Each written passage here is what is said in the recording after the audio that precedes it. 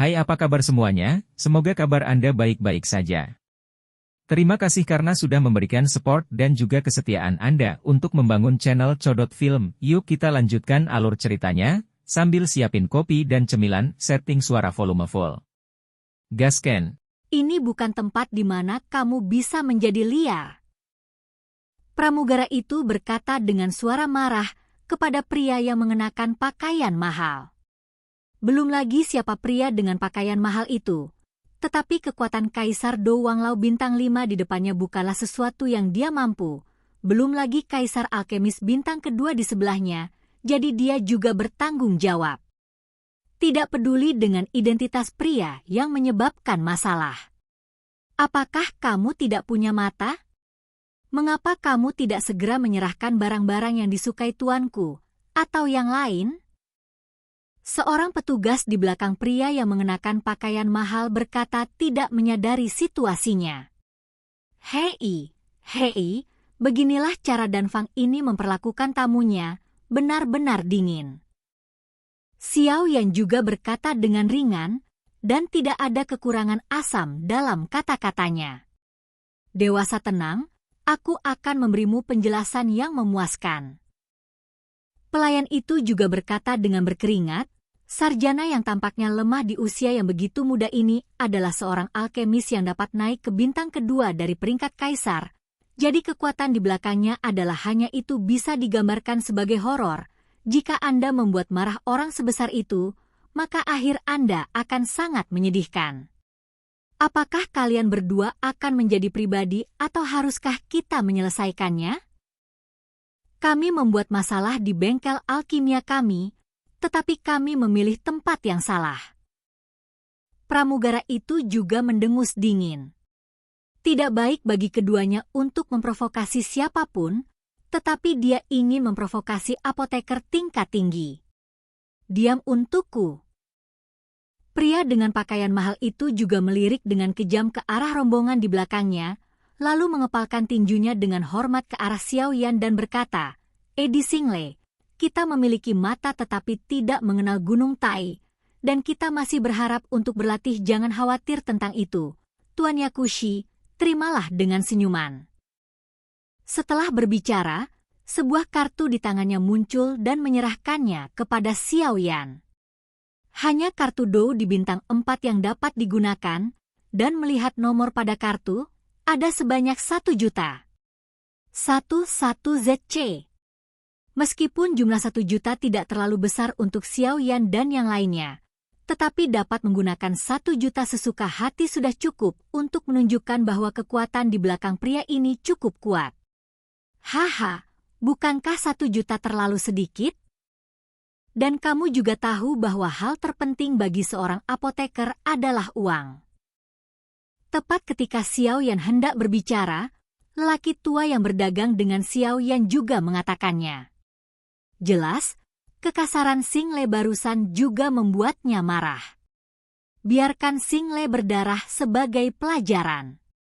Bertanggung jawab, aku akan menyerahkannya padamu. Xiao Yan juga memahami pikiran lelaki tua itu, dan kemudian bekerja sama dengan pertunjukan. Ya, tuanku. Ketika pramugara mendengar ini, dia juga ingin menangkap Xingle dan keduanya. Tunggu sebentar. Apoteker yang terhormat, ini adalah bahan obat berharga yang disebut batu penghangat jiwa. Memakainya untuk waktu yang lama dapat meningkatkan kekuatan jiwa pemakainya. Saya pikir itu sangat cocok untuk apoteker seperti Anda. Xingle juga berbicara dengan keras, dan kemudian memarahi beberapa kata di dalam hatinya. Bajingan!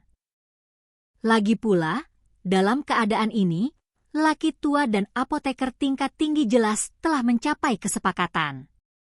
Jelas, dia ingin Xingle mengeluarkan banyak darah. Kalau tidak dia akan benar-benar menimbulkan masalah hari ini.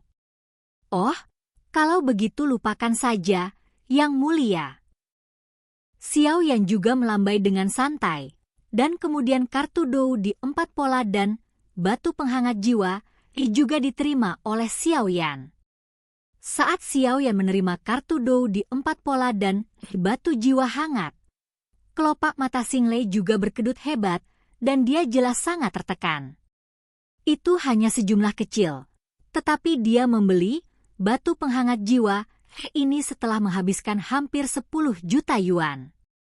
Karena itu masalahnya, aku ingin berterima kasih kepada Alchemist Master. Kita harus pergi terlebih dahulu.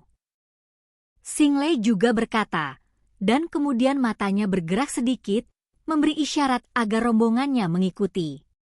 Hehehe, pria tua itu benar-benar kejam. Xiao Yan juga berkata, itu hanya pelajaran bagi 2 orang bodoh, itu bisa dianggap sebagai pelajaran bagi mereka. Orang tua itu tertawa. Ayo pergi.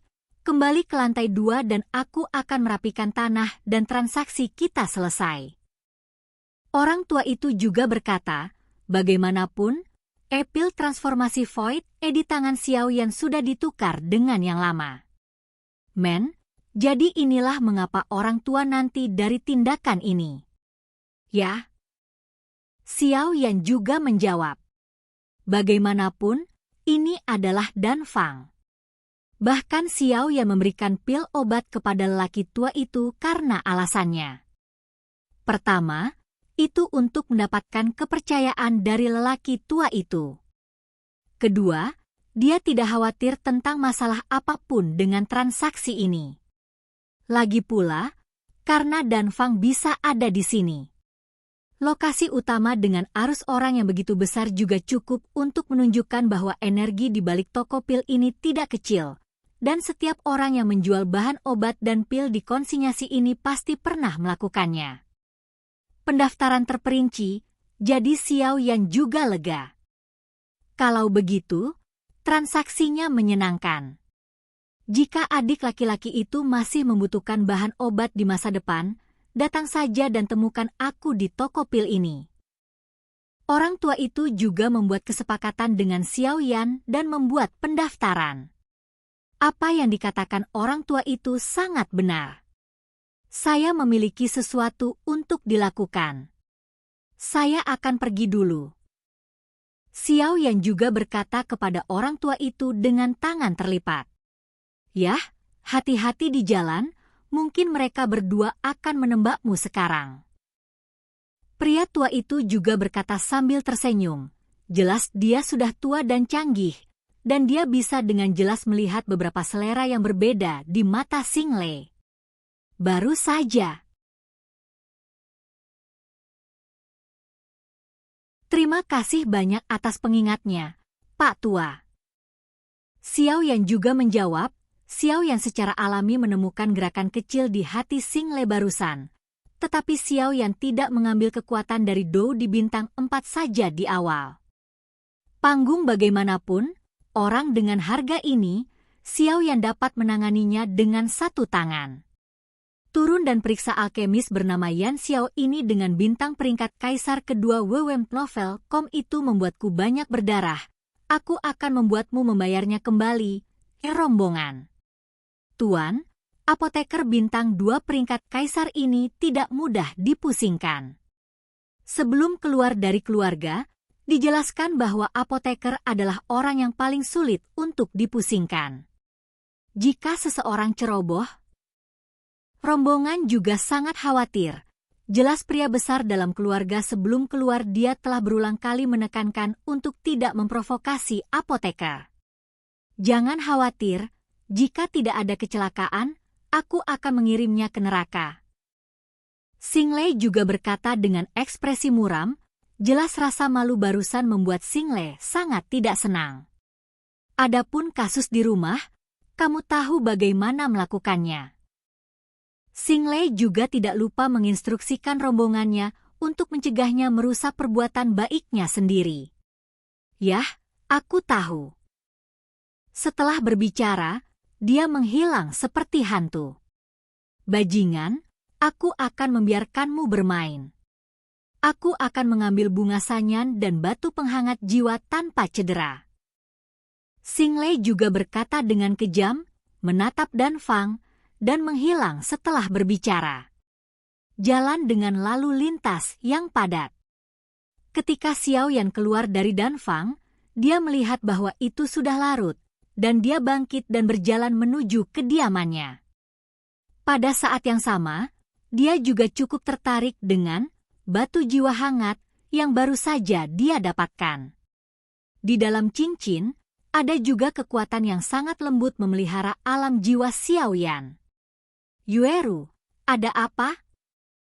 Xiao Yan berjalan ke pintunya dan menemukan sosok yang dia pikir dia kenal. Dia masuk dan melihat bahwa itu adalah Yueru. Dia segera membuka pintunya dan mempersilahkan Yueru masuk. Oke guys, jangan lupa like, comment, share, and subscribe di channel Codot Film. See you next video, peace out and bye-bye.